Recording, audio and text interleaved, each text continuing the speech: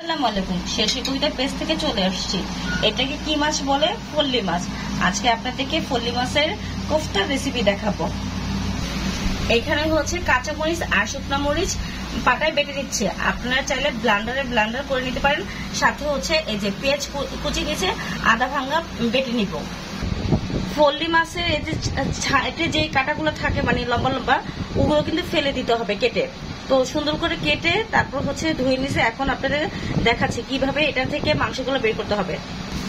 মাছগুলোকে একটু মোটা করে কাটবেন যাতে ছেঁচলে মাংসটা বের হয়ে আসে। এই যে এভাবে করে আমি লম্বা করে দেখিয়ে দিলাম। দেখেন কিভাবে ছেঁচে নিচ্ছে। এই যে এভাবে করে ছেঁচে নিবেন। দেখছেন এই যে মাংসগুলো কিন্তু বের হয়ে যাচ্ছে। এই দেখেন কিভাবে চামড়াটা যাতে কোনো মতে না ছিঁড়ে সাবধানে খেয়াল রাখবেন। এভাবে করে নিবেন। দেখেন কাটা থেকে কিন্তু মাংসগুলো এভাবে করে নিয়ে নেবেন। আপনারা মাংসগুলো হচ্ছে এভাবে চামিচ দিয়ে এভাবে করে নেবেন বা হচ্ছে গিয়ে ছুরি দিয়ে নিতে পারেন। এখানে দেখেন এই যে কিছু মাংস আর কিছু হাড্ডিগুলো মানে কাটাগুলো এই কাটাগুলো আপনারা পরে বেটে নিতে পারবেন। এখন এই মাংসগুলো বেটে তারপর আপনাদের দেখাচ্ছি।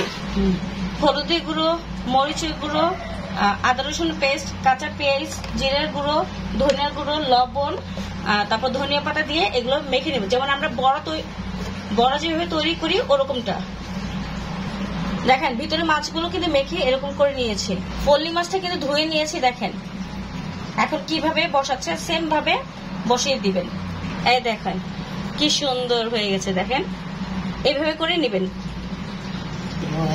দেখেন তো কেউ কি বলবে এটা হচ্ছে ফল্লি মাছকে ছেঁচা করা হয়েছিল? না, কেউ কিন্তু বলবে না এখন থেকে। এক কথা দেখেন এখন এটা ডুবা তেলে ভেজে নিব। মাছগুলো কিন্তু আমি ভাজতে দিয়ে দিয়েছি। এটি ইনপুট করে সুন্দর করে ভেজে নিব। একদম একটা গোল্ডেন একটা পুরো করে কালার হয়ে আসে ওইভাবে ভেজে নেব। আপনারা চাইলে এইভাবে করে নামিয়ে গরম ভাত দিয়ে খেতে পারেন, কিন্তু আমি তো কোফতা তৈরি করবো, তাই হচ্ছে আমি এগুলো এখন কিভাবে কোফতা তৈরি করবো সেটা আপনাদেরকে দেখাবো। এখানে পেঁয়াজ কুচি আর হচ্ছে শুকনা মরিচ আর হচ্ছে গিয়ে কাঁচা মরিচ আর পেঁয়াজ যে বেটে রেখেছিলাম ওটা দিয়ে দিচ্ছি। আর ভাজার যে তেলটা ছিল ওই তেলের মধ্যে এখন হচ্ছে গরম মশলা গুঁড়ো, তারপর হচ্ছে আদা রসুন বাটা, জিরে গুঁড়ো, ধনে গুঁড়ো, তারপর হচ্ছে লবণ, হলুদ এগুলো দিয়ে মশলা ভালোভাবে কষিয়ে নিন। মশলাগুলোকে সুন্দর ভালো মতো কষিয়ে নেবেন। মাছগুলোকে হচ্ছে কেচির আকারে এভাবে সুন্দর করে পিস করে নেবেন। যেগুলো ছোট সাইজগুলো সেগুলো আমি 2 ভাগ করছি আর বড়টাকে 3 ভাগ করছি। ফল্লি মাছের কোফতা আমার রেডি। সেই টেস্ট হয়েছে। একটু লবণ চেক করছে বাসায়, খালামণি বলতেছে অসাধারণ হয়েছে। এখন ধনিয়া পাতা দিয়ে নামিয়ে ফেলবো।